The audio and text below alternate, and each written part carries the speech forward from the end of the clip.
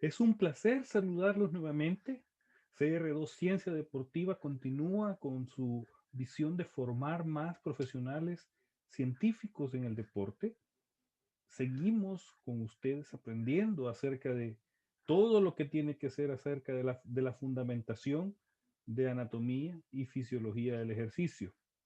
Hoy, en esta segunda parte del video sobre los músculos, vamos a conocerlos más a profundidad. En el último video nos quedamos en el tema de cómo la miosina y la actina se ven involucradas como parte de la contracción muscular y que es una acción tan compleja, pero tan simple a la vez, la cual se entiende si logramos entender realmente cómo son los músculos. Por lo tanto, conozcámoslos. Y entonces vamos a entender qué es una contracción muscular.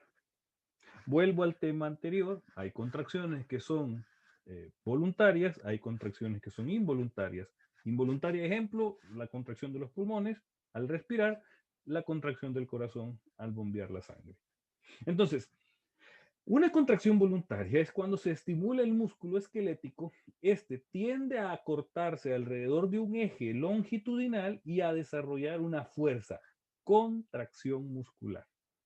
Mire qué interesante. El ejemplo nos pone el bíceps, ¿sí? Ahora, cuando hablamos de contracción, es imposible dejar de hablar de relajación. ¿Por qué? Porque aquí en este ejemplo, el bíceps se contrae, pero el tríceps se relaja. ¿Ok? Eso hay que tomarlo en cuenta. Y en todo funciona así. Porque existe un punto que es palanca en el esqueleto humano, porque existe ese conjunto de músculos que permiten el movimiento. Cuando el músculo tríceps se contrae, el bíceps se relaja.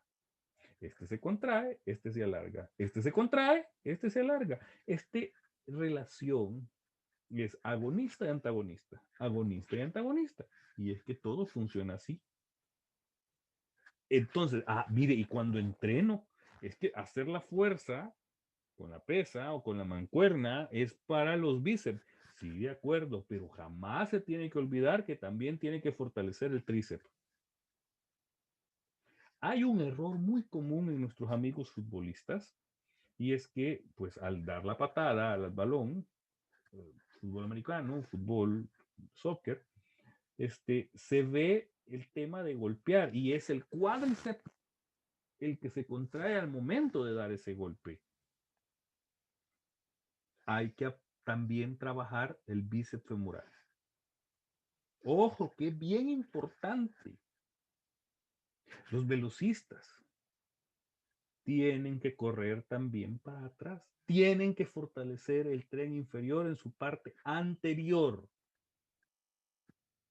Pero también lo tienen que hacer en la parte posterior del cuerpo, o sea, atrás. ¿Por qué? Porque el agonismo y el antagonista estarán de la mano siempre. Y si uno de los dos músculos, pongamos el caso del ejemplo, ¿sí? Tríceps o bíceps es más fuerte que el otro, lo que va a hacer es que lo va a reventar y existirá una lesión por sobrecarga del músculo. Y hay una lesión que tiene que recuperarse. Entonces, la contracción muscular se identifica en tres tipos. Aquella que va a modificar la longitud del músculo, es decir, cuando se contrae y queda contraído. Ejemplo, cuando es una contracción de longitud concéntrica, el músculo se acorta. Ejemplo, el bíceps braquial, que se encuentra en un pulso de contrincante fuerza inferior. Y excéntrico, el músculo se alarga. Caso del bíceps braquial, que se encuentra en pulso de un contrincante de fuerza superior. Si aquí esta muchacha ha movido esta mancuerna, es porque la fuerza de la mancuerna es inferior. Si esto se alarga, la fuerza es superior. Entonces, Pero eso sí, o sea, igual, el mismo tema, ¿verdad? El bíceps se contrae, el tríceps se relaja. El tríceps se contrae, el bíceps se relaja. Así funciona esta historia. Ahora, cuando la que tiene de carácter constante o no de su velocidad y concentración, si el movimiento se desarrolla a una velocidad constante que implica una velocidad de cambio de longitud del músculo relativamente constante, el movimiento y la contracción se califican de isocinéticos.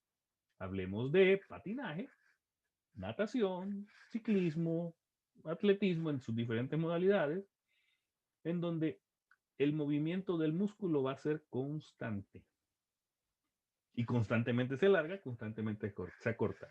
Constantemente se alarga, constantemente se acorta. Contracción, relajación. Contracción, relajación. Contracción, relajación. Así funciona esta historia. Ahora, ¿qué nivel de fuerza aplican? Ese es otro cuento. Porque al nivel de fuerza que el músculo genere, así será el nivel de potencia y de trabajo que se esté realizando, el cual nos permitirá desarrollarse más.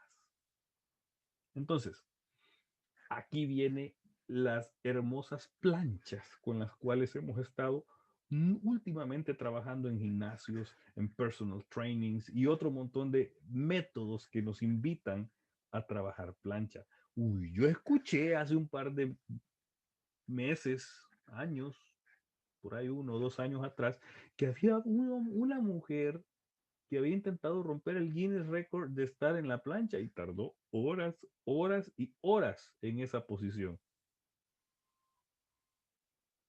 Es una posición que es muy interesante porque cuando el desarrollo de la fuerza muscular no provoca ningún cambio en la longitud de los músculos y ningún movimiento de los segmentos, es decir, que están estáticos, la contracción se califica de isométrica.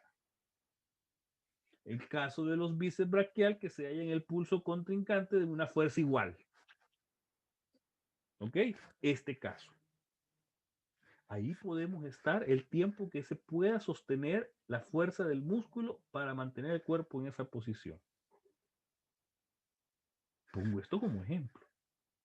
Pero la misma historia me funcionará en una MotoGP 500 centímetros cúbicos, por ejemplo.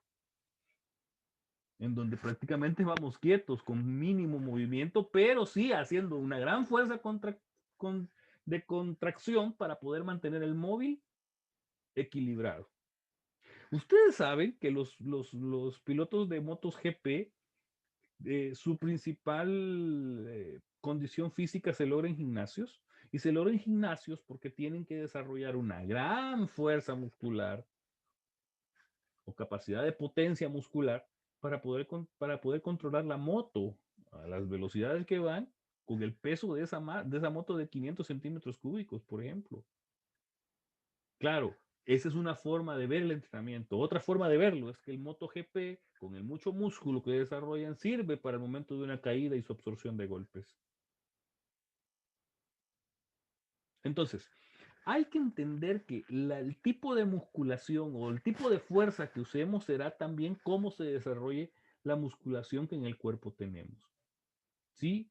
Esto nos lleva a poner en claro que la contracción muscular debemos de tener una clara noción de cómo se contraen antes de considerar el resultado físico de la actividad como tal. ¿Por qué? Porque muchas veces buscamos ciertos objetivos que estamos haciendo una contracción que no es la que necesitamos. Mire, o sea, entendamos algo bien simple. La contracción muscular se da al respirar, al dormir, ¿ok? Al correr, al trotar, al correr en velocidad, al saltar. O sea, todo el movimiento requiere contracción. Es el tema de qué tipo de contracción, a qué nivel de volumen e intensidad y calidad de carga lo estoy haciendo, lo que me dictará lo que la contracción muscular en el segmento que estoy trabajando me va a generar cambios en el cuerpo. Copie, ponga el lapicero ahorita. Ahí cuando usted agarró el lapicero, lo ubicó en el papel, o estuvo con las teclas listas para copiar, hubo contracción, pero esa contracción usted le dictó cómo tenía que estar la mano. ¿Sí?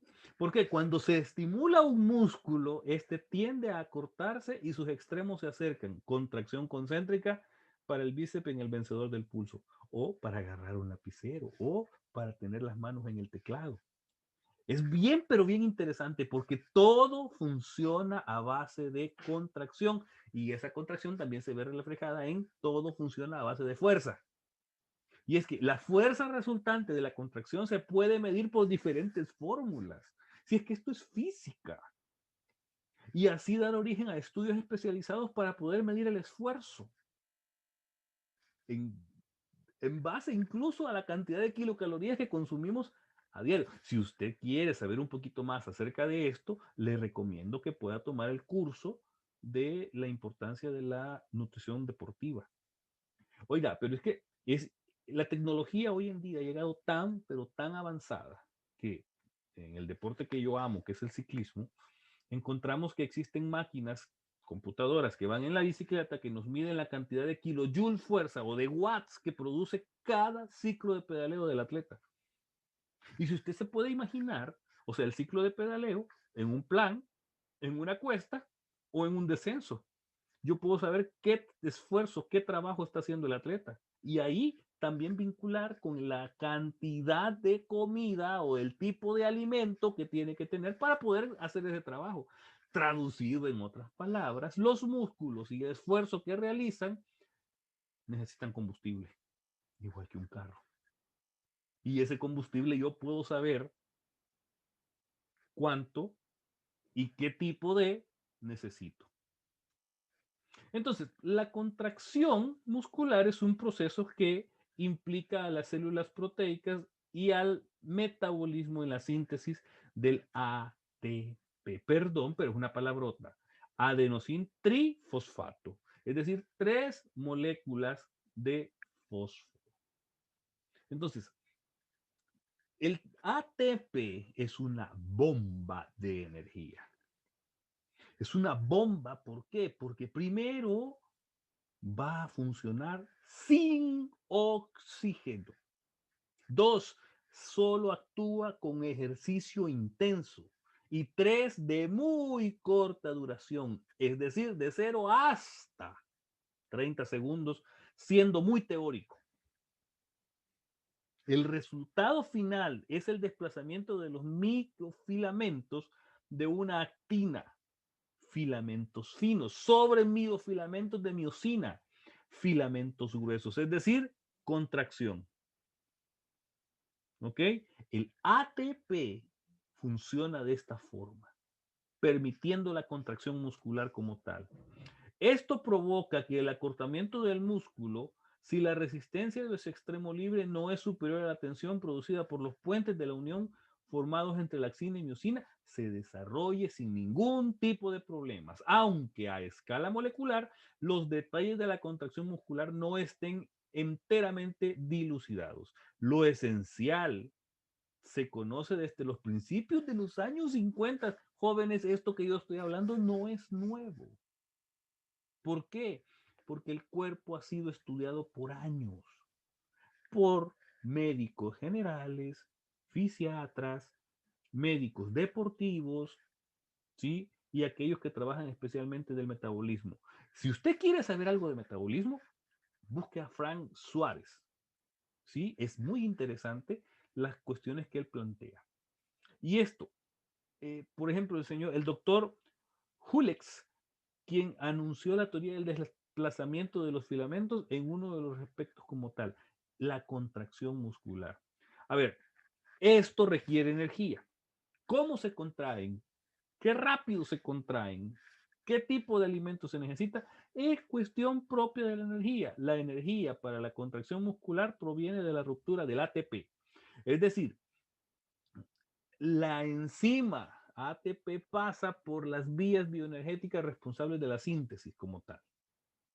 La ruptura del ATP, o sea, el adenosín trifosfato, se va a convertir en adenosín difosfato. Esa ruptura produce calor. Esa ruptura produce energía, esa ruptura produce energía liberada por una ruptura de los enlaces de fosfato que aproximadamente van entre 7 kilocalorías o 29 kilojoules por transformación de molécula de ATP en ADP. Quizás estoy hablando un poquito técnico, pero hay que entender que esta ruptura lo que me va a generar es energía. 7 kilocalorías por cada molécula. ¿Sí? O 29 kilojoules, que es un tema de potencia. Esos 29 kilojoules, estoy hablando de 100 metros planos a toda potencia en atletismo. 200 metros en velocidad para ciclismo de pista. ¿Sí? Una carrera contra un chucho que te viene siguiendo en la bicicleta. Entonces, esta energía liberada sirve para armar la cabeza de miosina, como lo vimos en el video anterior, que se inclinará y hará deslizar el filamento de actina respecto al de miosina. Es decir, ese toque de energía, lo que me permitirá es la contracción como tal. Ahora, esto funciona con los alimentos que comemos. Estos pasarán, bueno, a ser nutrientes. Los nutrientes, a partir de su metabolismo que está en el músculo, y lo voy a llamar así, glucosa, que se almacena en los músculos y en el hígado, son las principales almacenes de glucosa o de energía, a partir de la presencia del oxígeno, generarán una oxidación del mismo en la célula. Y esta célula en la mitocondria, que es la fuente de producción de la energía en la célula, va a producir energía por medio de la liberación de dióxido de carbono y la acción del agua, sudor. Entonces, todo esto tiene que ver con la forma en cómo vamos a producir energía. Quiero aclarar un par de cosas. Quiero ver. Pantalla en blanco. Si yo puedo producir dos cosas, energía a base de oxígeno, ¿sí? Que es la que usted está produciendo en este momento viendo el video. ¿Por qué? Porque usted está respirando, porque usted está pensando, porque usted se está contrayendo. Y es la misma historia si usted anda trotando, o andando en bicicleta, o andando nadando suave, tranquilo, relax. Pero también aparece la energía sin oxígeno. Esto se aparece con ATP y con glucólisis anaeróbica de alta energía o lactatos de energía. Esto dura la primera de ATP hasta, bueno, de los 0 a los 30 segundos. ¿Ok? Y después aparecen los lactatos de alta energía que van de los 30 hasta más o menos de 3 a 5 minutos. Va, perdone que lo planteo así, pero es parte de la misma explicación para que se entienda. Todo esto es sin oxígeno. A partir de aquí, el cuerpo va a buscar la producción de energía a base de oxígeno. Oigan, es bien importante. Aquí entra a funcionar esa prueba famosa del Kurnavet. ¿Sí? Porque identifica perfectamente que a los 3 minutos alguien que esté acabado físicamente, inmediatamente el ácido láctico le invade el cuerpo y se acabó el músculo. Entonces, hay que entender estos dos temas, porque así va a producir. Ahora, una cosa importante. Cuando yo me acabo ATP, cuando yo me contamino con, perdón si digo una palabra así, pero contaminar es cuando yo produzco ácido láctico, ¿sí? Y el músculo se llena de ácido láctico. Es porque el cuerpo está protegiendo el músculo para que el músculo no se reviente. Entonces el músculo que tiene ácido láctico en sí desciende su rendimiento deportivo. Ese ácido láctico, ese ATP, se metabolizan a partir del oxígeno. ¿Ok? En el próximo video explico un poquito más de esto. Entonces, Aquí es donde yo explicaba también el tema, o sea, bajo el proceso aeróbico con oxígeno y bajo el proceso anaeróbico, pues se produce energía y se produce la recuperación y se produce el trabajo y se produce el metabolismo de todos los alimentos que tenemos. ¿Por qué? Porque depende, y aquí es una cuestión genética, ¿sí? Genética, el tipo de miofibría muscular que tengamos. O sea, Juan, Arturo, María, Magdalena, no son iguales los músculos. Y no es que esté hablando del tipo de cuerpo, del somatotipo o el género, hombre o mujer, no. Estoy hablando de la estructura biomolecular del músculo como tal. ¿Por qué? Porque la miofibría es más un factor genético el cual tenemos que identificar de qué tipo de miofibría son. Hay miofibrías del tipo 1A que son de resistencia, o sea, que son chicos que son muy buenos para correr.